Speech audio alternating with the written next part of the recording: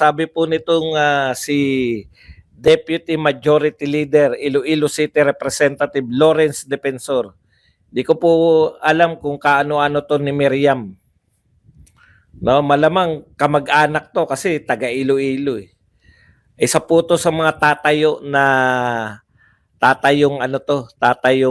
anong tawag dito? Prosecutor. Sabi niya, wala siyang katuturan, no? Wala raw pong katuturan yung mga pinagsasabi ni BP Sara sa kanyang press conference. Ang tanong ko lang, Congressman Imelda Sanggalang, thank you very much sa 10 Canadian dollars na pangkape. Ang tanong ko lang sa iyo, Congressman Defensor, no? Bakit apektado ka in the first place, no? Kayo na nga nagsampa, di ba? Sinampahan nyo na. Napaka-diktador nyo naman. Alam nyo, nasanay po sila sa nasanay sila sa pagiging diktador, no? Yung pagiging diktador nila diyan ng amo nila na si Martin. Pati po gusto po nila pati yung sagot ng mga ni BP Sara, kontrolado nila. Ano kayo sinusorte? Ganun ba talaga?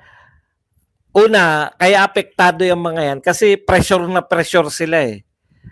Wala talagang laman yung kanilang yung sa analysis natin batay sa paliwanag ni Senator Marcoleta, wala talagang laman yung kanilang no? Yung kanilang impeachment complaint. Yung kanilang articles of impeachment talagang hindi sa isang matinong sa isang matinong korte. Kaya nga po di ba? Kaya nga po sabi, bakit hindi na kayo magsampa? Pwede naman sabayan. Di ba? Pinatatanggal ninyo at the same time, sinampahan nyo na rin na reklamo kasi alam nila na sa proper court, hindi po papasayang kanilang mga kinakaso nila kay BP Sara. Tandaan po ninyo, ito yung nakita ko sa paliwanag ni Senator Marcoleta Dapat po, hindi po ordinaryong kaso to. No? Dapat po, high crime po to. Yung isinasampan nyo kay BP Sara para siya matanggal. Hindi po ubra yung mga kamag-anak lang ng jaywalking. Kasi binoto to ng 32 million. No? Hindi po simpleng mga kaso na yung pwedeng magpiyansa. Pag mga kasong piyansable, hindi po dapat sa impeachment court yan. No? Ang impeachment po talagang yung kagulat-gulat ang mga krimen para katanggalin. Hindi po yung sinasabi nga ni Senator Marcoleta na kamag-anak o pinsan lang ng jaywalking ang kinaso nyo. O kita nyo. Gusto nila magsalita si BP Sara kasi nasanay sila na yung sa mga sinasabi ni BP Sara, doon po sila nakakakuha ng ikakaso. O ngayon, may kinaso sila, baka ebidensya naman ang gusto nila. Baka kaya gusto nilang magsalita si BP Sara, gusto nilang punto per punto sagutin ni BP Sara para makahanap sila ng ebidensya mula mismo kay BP Sara. Kasi hindi po, kalokohan po yung sinasabi nila. Yung sinasabi nila, narinig nila. Brinodcast ni BP Sara yung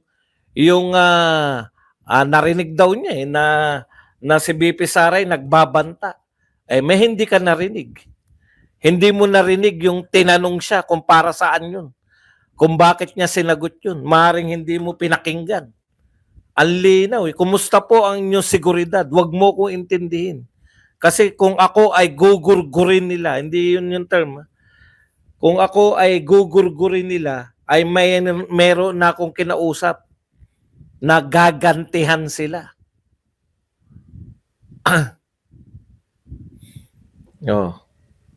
Hindi nyo ba? Kami lahat napakinggan namin yun. Selective yung pagkinig nyo. Selective.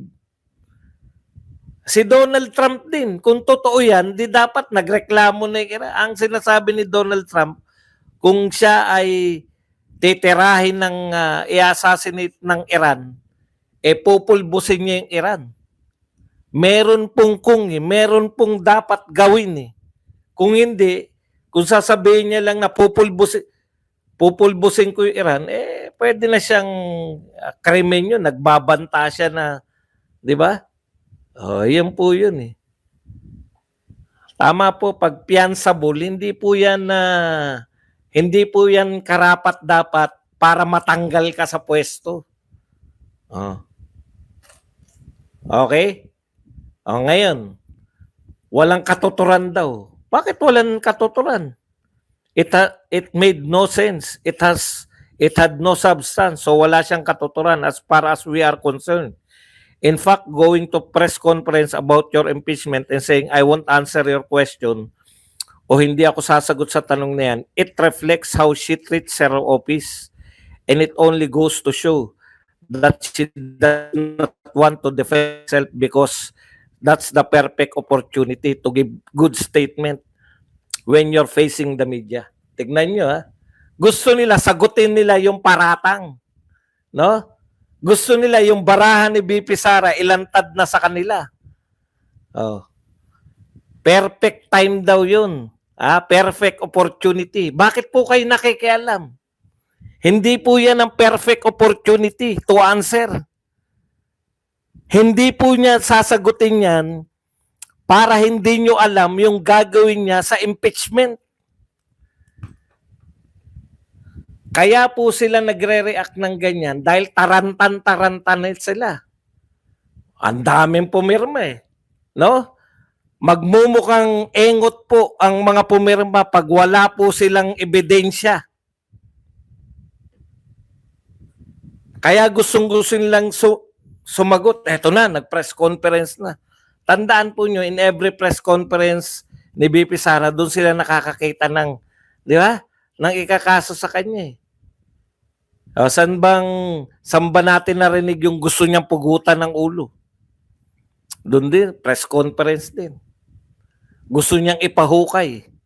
Press conference din. Very personal ang atake ninyo. Mapapatunayan ng tao na wala talaga halos kayong ikinakaso sa kanya. Ayun yun ang napakabigat kasi number 1 nila eh. Yun na yung pinakamabigat, yung pagtatangka daw, yung pag-hire daw ng assassin. Matindi po yan. Kinakailangan nyo pong merong kayong maiharap na assassin. Di ba? Korte po yan eh. Siyempre, ang gusto lang po nila, manalo yung mga bataan nila na kahit na ano, pipirmahan, kahit na ano, sasabihin, kahit na ano, ayunan. Yung mga manok nila na kahit na ano siguro, pipirmahan eh. Yung mga matatalino nilang mga manok na pag nanalo, wala nang isip-isip. Kilala nyo na yung sinasabi ko, yung 3 komedyante. Bukod pa sa tunay na komedyante na tumanda na.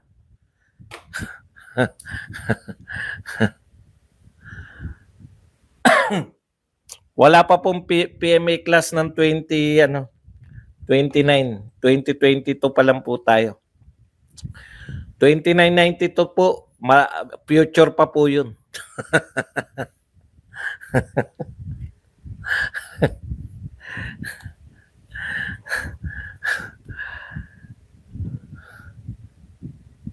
Gustong-gusto nila sumagot na si BP Sara para malamanan sila ng ebidensya. Ano pong patunay na walang ebidensya? Ito po, nananalangin na to si Chua, no? Ayan, ito po yung ikinaso nilang isa. Unexplained wealth. Wala man lang unexplained talaga. Kinakasuhan nila si BP Sara, unexplained wealth. Mabuti pa si Jejo Marbina eh. Mabuti pa nung si si Jejo Marbinay, nung iniimbestigahan pa lang to, Blue Ribbon, mayroon pong binibintang sa kanya overpricing ng City Hall o tsaka yung parking lot. 'Di ba? Mayroon pong binibintang tapos kay nung inimbestigahan din po si Villar, 'di ba?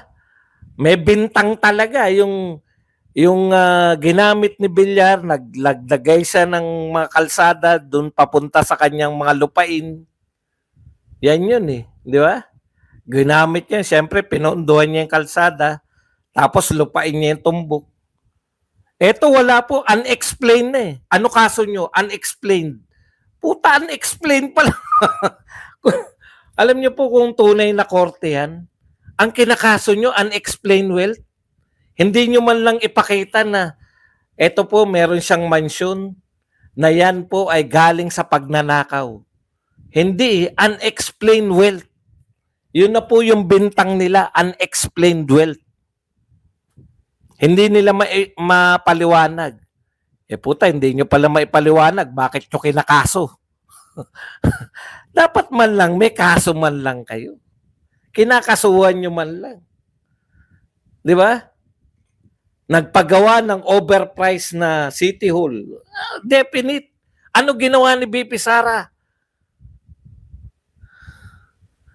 Binulsa niya. Dapat may ganun. Kumuha siya ng 90 million mula.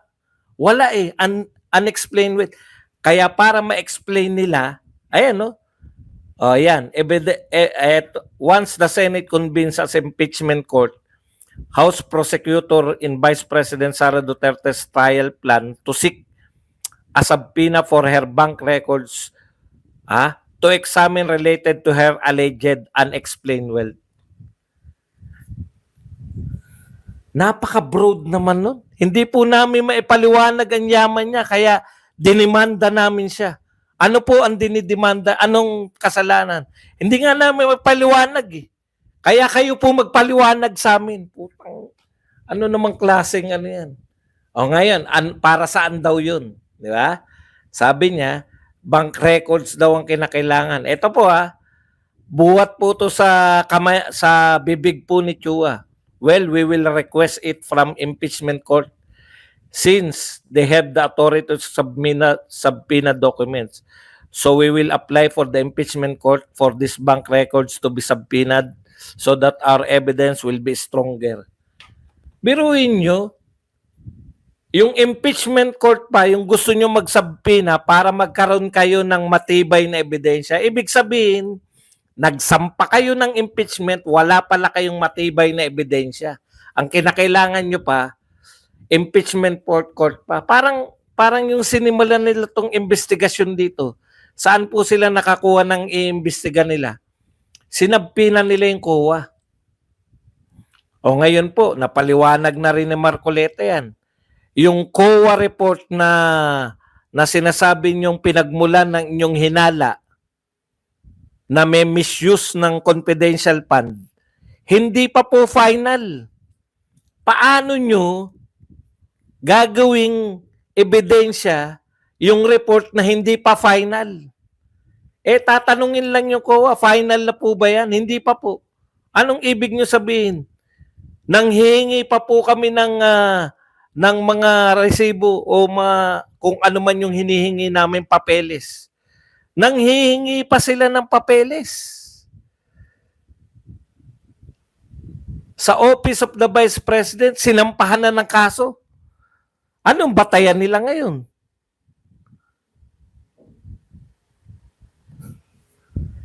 Kaya po ito, umaasa lang sila na manalo makatulad nila Boy Budots, nila Lito Lapid, nila Manny Pacquiao, mga kaalyado nila na pati yung mga magkapatid na Tulfo. Alam niyo naman yung mga magkapatid na Tulfo kung anong involved na kaso niyan, di ba? Hindi pa nga nare-resolve hindi pa nga tayo napapaliwanagan ng mga Erwin Elwich kung ano man pangalan niyan totoo. Ay yung isa rin, 'di ba si Bitag? Ano ba kaso niya ni Bitag? Bakit nag-resign yung kanyang kapatid? Yung mga ganyang uri ng tao po, pipirma yung mga yan lahat. Ang tanong, nauunawaan ba nila yun na kinakailangan maghanap sila ng ebidensya?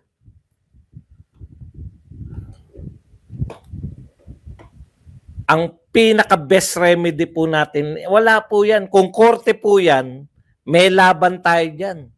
Pero kung ipapanalo nyo yung mga lahat, yung mga senador ni Marcos, yari tayo dyan. Sa tingin nyo ba maghanap ng ebidensya yung mga yan? Tandaan po ninyo, ginawa na nila yan. Ginawa na nila yan kay Corona.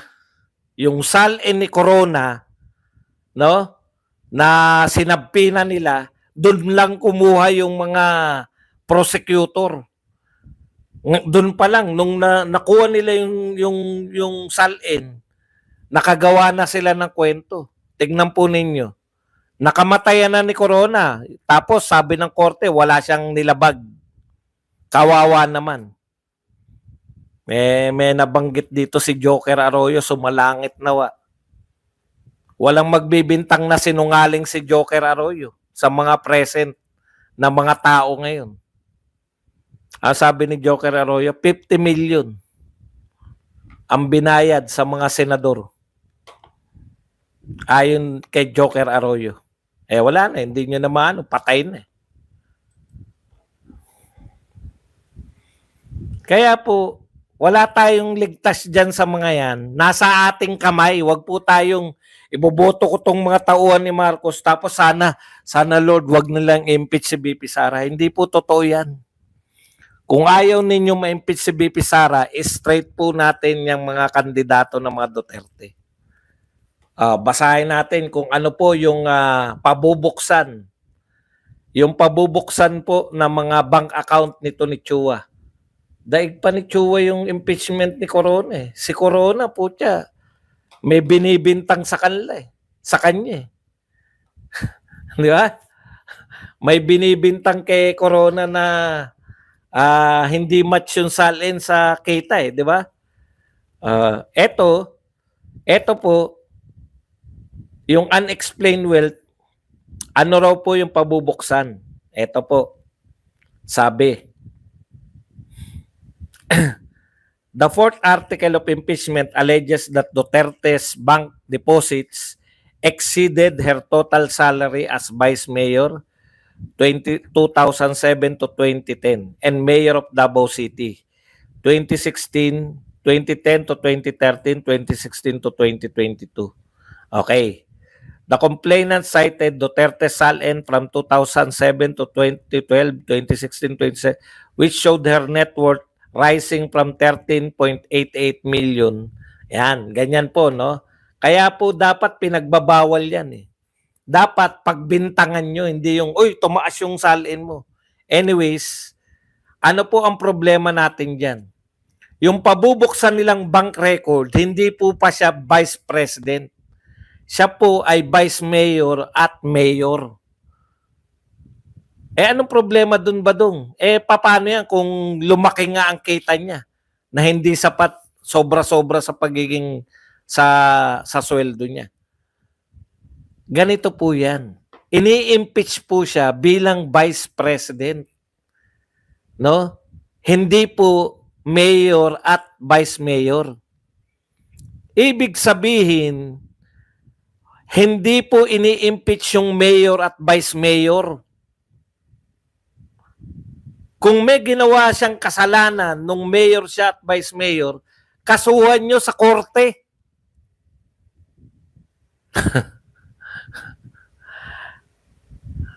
Nakuha po ninyo? Dapat mas mataas pa. Hindi nyo nga kinakasuhan sa korte. Bakit? Hindi naman papasa sa korte yan Yang kinakaso nyo, ano ba ikakaso nyo sa korte? Nagnakaw siya nung mayor siya at vice mayor? Kung hindi nyo makasuhan nga sa korte, tapos gusto nyo patanggal siya bilang Vice President. Vice President lang po ang ini-impeach nyo. So dapat, yung pera niya ngayon, pabubuksan nyo. Bakit? Magkano tinaas ng pera niya? Ganon? Yari kayo dyan. At yun nga mga kababayan, anong masasabi niyo sa balitang ito? Maaring ihayag ang inyong opinyon at kuro-kuro sa comment section sa ibaba. Huwag din kalimutang mag-like, mag-subscribe at mag-share sa bidyong ito. Maraming salamat sa panonood.